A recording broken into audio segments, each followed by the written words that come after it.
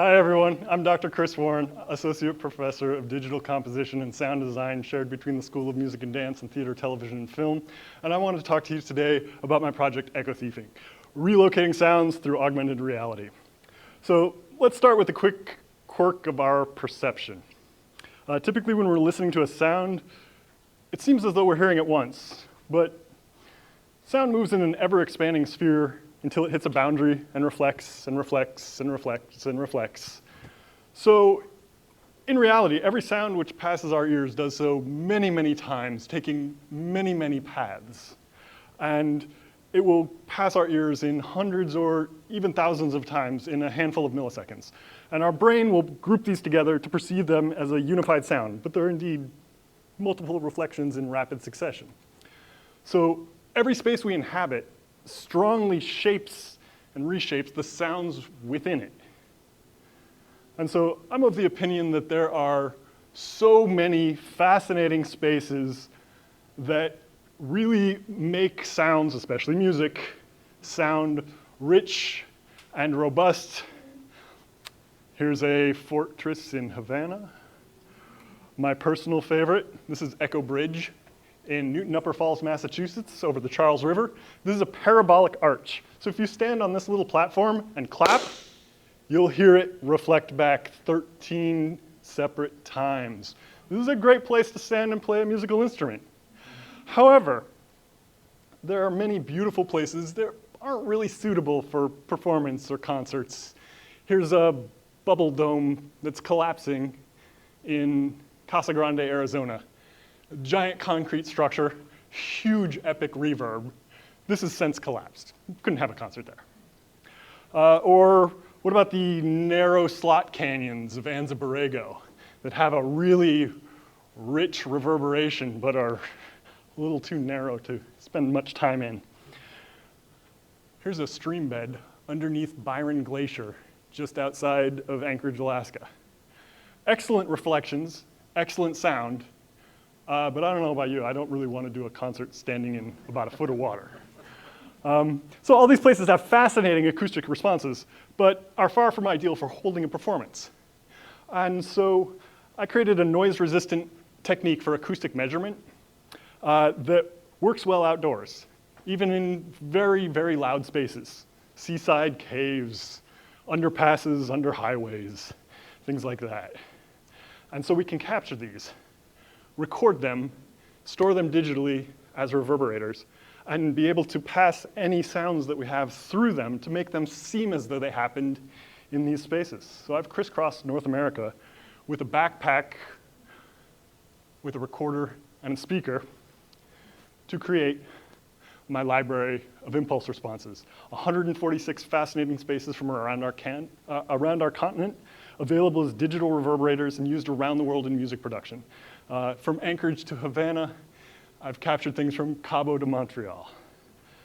So these are used for music production. They're used in audio plugins, music software, web synthesizers, AAA video games. This is Bethesda's Wolfenstein 2, A New Colossus, or Sony's Days Gone. And they add a special level of realism to these games as you interact with them. It sounds like you're actually in a space. We've used this as museum exhibits at NAMM, etc. And so I'd like to play a few of these for you as a little demonstration of my research. So we'll start with a test signal. This is a brief excerpt of trumpet performance performed in an anechoic chamber, a place that has as little reverb as we can create. So we have a recording that is almost without reverberation. Obviously, when I play it here in this room, we will have the reverberation of this room. But I think we can get a good idea of just how crisp and dry this sounds.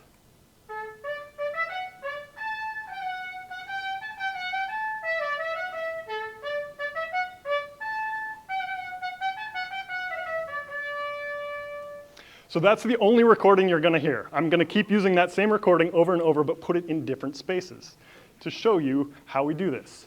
We're going to digitally relocate it. Here is Cleft Ridge Arch in Prospect Park in Brooklyn, New York.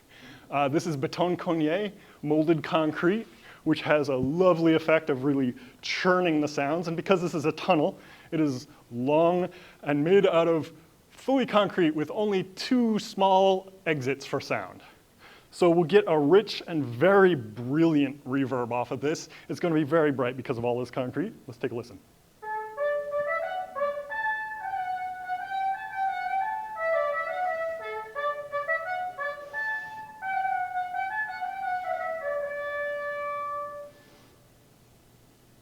All right, I'm going to challenge your ears a little bit.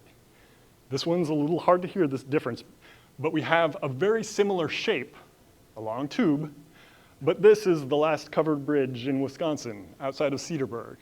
And this is made of rough sawed wood, so it's much softer. There are more exits, so there's more opportunity for sound to leave, so the energy isn't contained. It doesn't last as long. This is much, much duller in sound and a little warmer.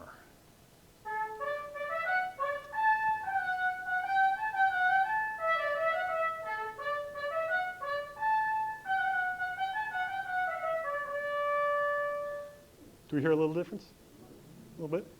All right, let me give you a big difference. This is Battery Benson. This, don't let that light fool you. We're deep underground. Those are just lights I put in the other room. This is a coastal artillery battery in Fort Worden, Washington on the Olympic Peninsula, guarding the mouth of the Puget Sound. This is abandoned, and it is made of foot-thick concrete built into the bedrock. It is roughly vaguely trapezoidal, and so it has a very, very rich reverberation. Listen to the way that the notes bleed into one another. 3 minutes, here we go.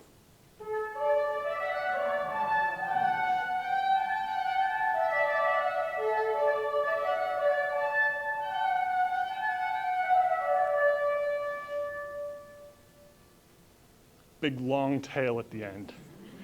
All right, let's go in the other direction. Has anyone been here? This is the Black Widow. It used to sit in San Diego Harbor. It's been scuttled since. This is a decommissioned former Soviet submarine. And submarines obviously have a particular interest in managing sound. Although this is pretty messy looking, this is actually fairly close to our anechoic chamber. This is one of the driest impulse responses that I've captured. Listen how close it sounds.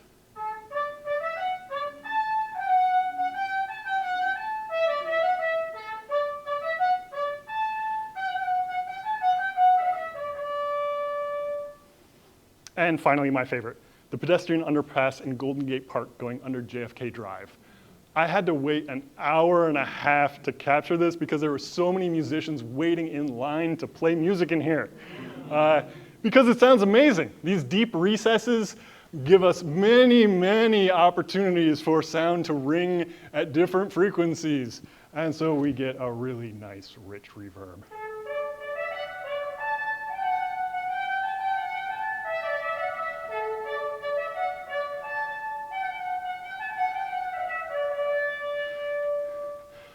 So, over on the other side of campus, between the music building and VA House Arena, we have a brand new facility, the Prebys stage. And part of this is the SDSU Sound Lab. This is an 8.1.4 Dolby Atmos certified sound system that will make a unified sound field above the ground plane. So anywhere except for straight down, we can have sounds coming from us. So this is built inside an acoustic vessel that has a 21 decibel noise floor, the quietest space you've ever been in. And so we can not only recreate all these spaces within this lab to let our students perform in it, we can also take these spaces, now that they're digital, and expand them, extend them, stretch them in time, and combine them in extraordinary ways, making this a truly unique teaching tool. Thank you.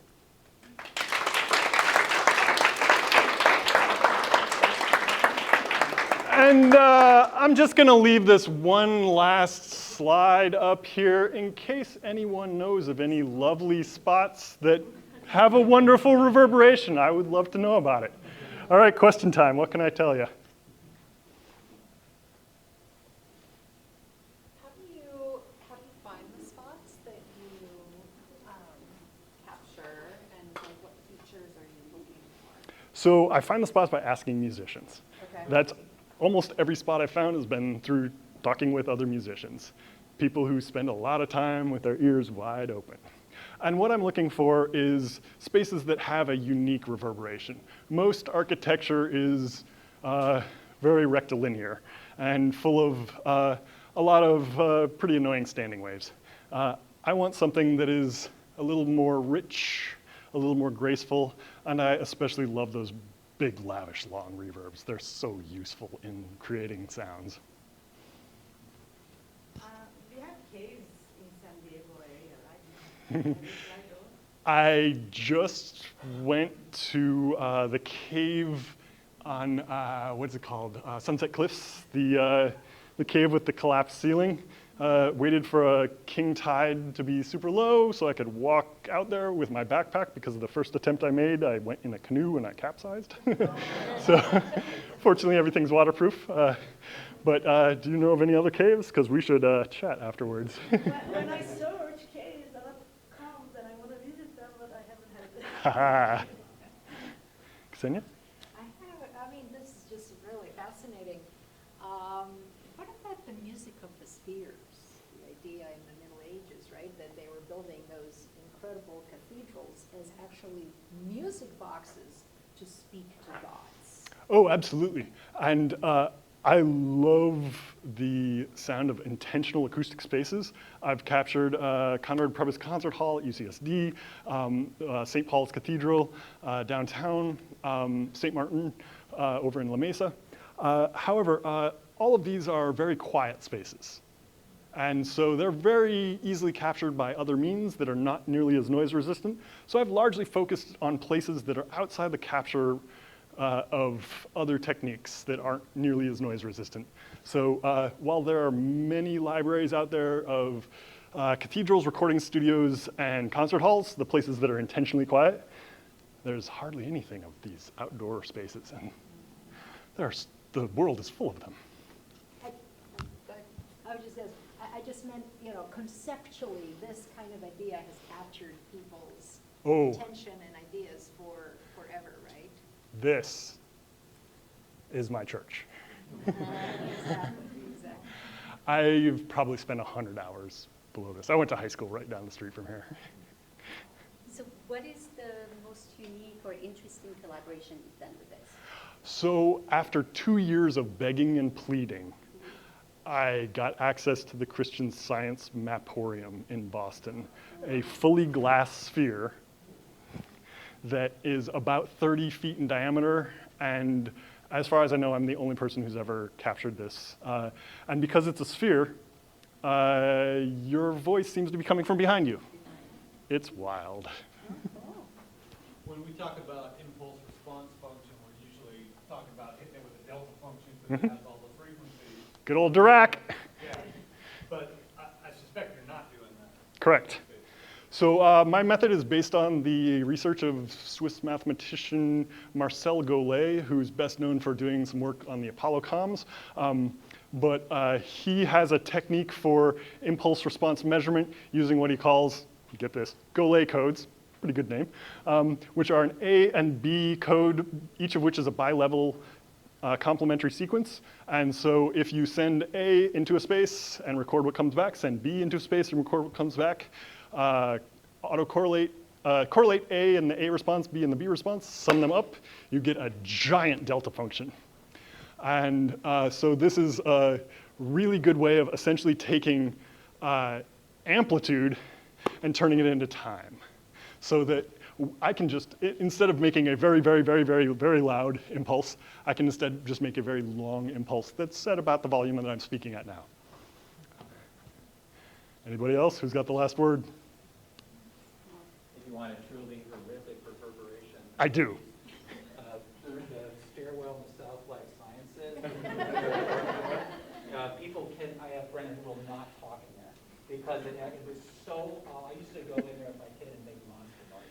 Yes! It was awesome. So, yeah. Okay. That's on my list now. You can talk to me, I'll tell you where to put it. I appreciate that. Can we use the technology to detect microbes? I have no idea. Huh. All right, handoff time.